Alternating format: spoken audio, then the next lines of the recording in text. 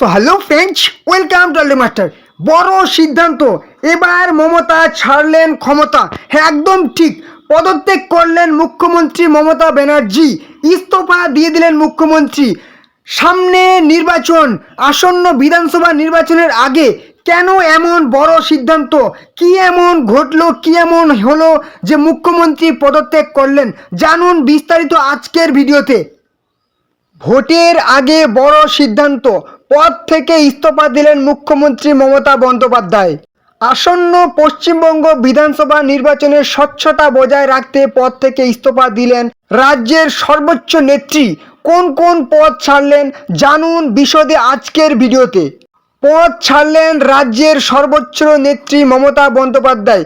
ভোটের আগে 23টি কমিটি পর্ষদের শীর্ষ পদ ছাড়লেন রাজ্যের মুখ্যমন্ত্রী মমতা বন্দ্যোপাধ্যায়।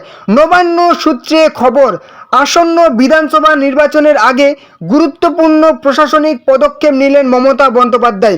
মমতা বন্দ্যোপাধ্যায় এই মুহূর্তে রাজ্যের বিভিন্ন দপ্তর থেকে, বিভিন্ন পর্ষদের বিভিন্ন কমিটির থেকে কিন্তু পদ থেকে ইস্তফা দিলেন, কারণ উনি কিন্তু রাজ্যের যে ভোট নির্বাচনের স্বচ্ছতা বজায় রাখতে এই সিদ্ধান্ত নিলেন, ঠিক আছে, এবং রাজ্যের বিভিন্ন লাভজনক পদ থেকে পদত্যাগ করলেন।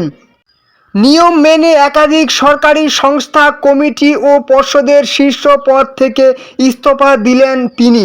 রাজ্যের স্বরাষ্ট্র দপ্তর সূত্রে জানা গিয়েছে, মোট 23টি কমিটি পর্ষদ থেকে তার পদত্যাগের সিদ্ধান্ত কার্যকর করতে ইতিমধ্যেই বিজ্ঞপ্তি জারি করা হয়েছে এবং সংশ্লিষ্ট দপ্তরগুলিকে দ্রুত প্রক্রিয়া সম্পন্ন করার নির্দেশ দেওয়া হয়েছে।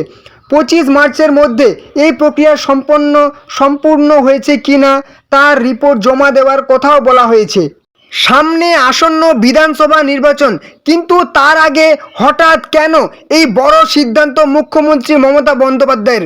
সূত্রের খবর, যেসব গুরুত্বপূর্ণ সংস্থা থেকে মুখ্যমন্ত্রী মমতা বন্দ্যোপাধ্যায় সরে দাঁড়িয়েছেন তার মধ্যে রয়েছে state health mission, society for health and demographic surveillance, state board for wildlife, eco tourism advisory board, Bangla সঙ্গীত মেলা আয়োজন কমিটি। এছাড়াও আর কোন কোন পদ ছাড়লেন রাজ্যের সর্বোচ্চ নেত্রী জেনে নেব।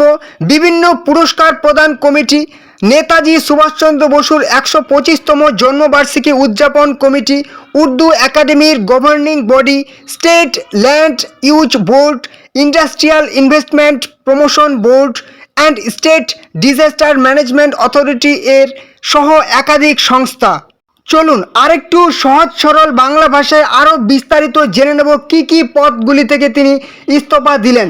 ইস্তফা দেওয়া পদগুলির মধ্যে রয়েছে পরিবেশ, বন, স্বাস্থ্য, সংখ্যালঘু বিষয়ক দপ্তর থেকে শুরু করে বিভিন্ন পরামর্শদাতা কমিটি, মিশন ও উন্নয়ন বোর্ডের গুরুত্বপূর্ণ দায়িত্ব, West Bengal state disaster management authority, state public policy and planning board, skill development mission সহ একাধিক গুরুত্বপূর্ণ সংস্থার শীর্ষ পদ থেকেও সরে দাঁড়িয়েছেন তিনি। প্রশাসনিক বিশেষজ্ঞদের মতে এই ধরনের পদত্যাগ কোনো আইনগত বাধ্যবাধকতা থেকে নয়, বরং নির্বাচনের আগে প্রশাসনিক স্বচ্ছতা বজায় রাখার একটি কৌশলগত পদক্ষেপ। নির্বাচন আচরণবিধি অনুযায়ী সরকারি পদ ব্যবহার করে নির্বাচনী সুবিধা নেওয়া নিষিদ্ধ। ফলে স্বার্থের সংঘাত এড়াতে অনেক সময়ে মুখ্যমন্ত্রী বা মন্ত্রীরা এই ধরনের পদ ছাড়েন। রাজনৈতিক মহলের একাংশের মতে এই সিদ্ধান্তের মাধ্যমে সাধারণ ভোটারের কাছে নিরপেক্ষতার বার্তা পৌঁছে দেওয়াই একটি বড় কারণ।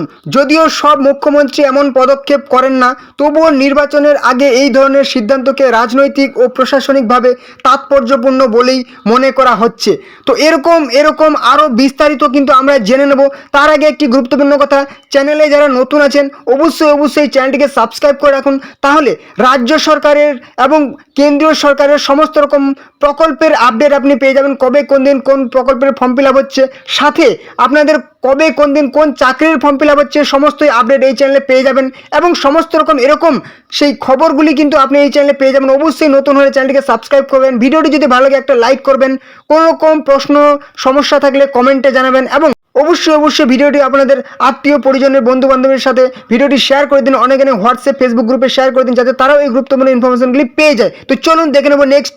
তো চলুন এবারে আমরা জেনে নেব কি বলছে রাজনৈতিক মহল।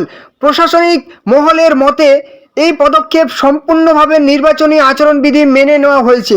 ভোটের আগে সরকারি পদে থেকে কোনো প্রভাব খাটানোর অভিযোগ এড়ানো এবং নির্বাচন প্রক্রিয়ার স্বচ্ছতা বজায় রাখতেই এই সিদ্ধান্ত নেওয়া হয়েছে। এবারে জেনে নেব কমিশনকে কটাক্ষ করে মমতা বন্দ্যোপাধ্যায় কী বলেছিলেন। 2026-এর বিধানসভা নির্বাচনের নির্ঘণ্ট ঘোষণার পর থেকে কেন্দ্রীয় এজেন্সি ও জাতীয় নির্বাচন কমিশনের ভূমিকা নিয়ে লাগাতার আক্রমণ শানিয়ে যাচ্ছেন তৃণমূল নেত্রী তথা মুখ্যমন্ত্রী মমতা বন্দ্যোপাধ্যায়। মঙ্গলবার উত্তরবঙ্গ সফরে আগে দমদম বিমানবন্দরে দাঁড়িয়ে তিনি একটি নতুন বিতর্কের সূত্রপাত করেন। তার হাতে ছিল একটি খবরের কাগজের অংশ, যেখানে দেখা যাচ্ছে নির্বাচন কমিশনের একটি সরকারি বিজ্ঞপ্তিতে বিজেপির স্ট্যাম্প বা সিলমোহর রয়েছে। এই প্রমাণ হাতে নিয়ে মুখ্যমন্ত্রী তীব্র কটাক্ষ করে বলেন, ঝুলি থেকে বিড়াল বেরিয়ে পড়েছে। এছাড়াও জেনে নেব রাজ্যের সর্বোচ্চ নেত্রীর অভিযোগ কি। মুখ্যমন্ত্রীর অভিযোগ, এই স্ট্যাম্প বিতর্কের মাধ্যমে একটি স্পষ্ট হয়ে গিয়েছে যে নির্বাচন কমিশন আসলে কার নির্দেশে এবং কার আঙ্গুলি হেলনে কাজ করছে। উল্লেখ্য, 2019 সালের একটি চিঠি কেরলের সিপিএম সম্প্রতি সামনে এসেছে, যেখানে দেখা যাচ্ছে কমিশনের চিঠিতে বিজেপির স্ট্যাম্প রয়েছে। কমিশনের পদ থেকে বিষয়টি ক্ল্যারিক্যাল মিস্টেক বা যান্ত্রিক ত্রুটি বলে সাফাই দেওয়া হলেও মমতা বন্দ্যোপাধ্যায় তা মেনে নিতে রাজি নন। এবারে রদবদল নিয়েও কিন্তু ক্ষোভ প্রকাশ করলেন মুখ্যমন্ত্রী মমতা বন্দ্যোপাধ্যায়। শুধু স্ট্যাম্প বিতর্কই নয়, রাজ্যে প্রশাসনিক ও পুলিশ স্তরে বড়সড় রদবদল নিয়েও ক্ষোভ উগরে দেন মুখ্যমন্ত্রী। নির্বাচনের ঠিক আগে মুখ্য সচিব, স্বরাষ্ট্র সচিব এবং রাজ্য পুলিশের ডিজির মতো শীর্ষ আধিকারিকদের সরিয়ে দেওয়ার ঘটনাকে তিনি অঘোষিত জরুরি অবস্থা এবং রাষ্ট্রপতি শাসন চাপানোর প্রচেষ্টার সঙ্গে তুলনা করেছেন। মমতা বন্দ্যোপাধ্যায়ের দাবি, বাংলার 50 জনেরও বেশি অভিজ্ঞ আধিকারিককে সরিয়ে দিয়ে রাজ্যের প্রশাসনিক কাঠামোকে পরিকল্পিতভাবে পঙ্গু করার চেষ্টা করা হচ্ছে। এছাড়াও কিন্তু বাংলার মানুষজনের জন্য, বাংলার জনগণের জন্য দিদি দিন কয়েক আগে বাংলার জন্য দিদির 10 প্রতিজ্ঞার কথা ঘোষণা করেছেন।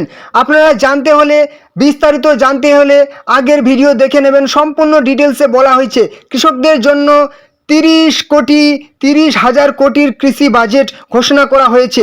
অবশ্যই জেনে নেবেন, দেখে নেবেন আগের ভিডিওগুলি। এবং এরকম গুরুত্বপূর্ণ আপডেট পাওয়ার জন্য চ্যানেল নতুন হলে অবশ্যই চ্যানেলটিকে সাবস্ক্রাইব করে দেবেন। ভিডিওটি ভালো লাগলে একটা লাইক করবেন। কোনো রকম সমস্যা হলে, প্রশ্ন থাকলে কমেন্টে জানাবেন। এবং অবশ্যই ভিডিওটি আপনাদের বন্ধু বান্ধব, আত্মীয় পরিজনের সাথে শেয়ার করে দিন, যাতে তারাও গুরুত্বপূর্ণ ইনফরমেশনগুলি পেয়ে যায়। তো চলুন, এই ছিল আজকের ভিডিও। পরবর্তী ভিডিওতে আবার দেখা হবে। জয় হিন্দ, জয় ভারত।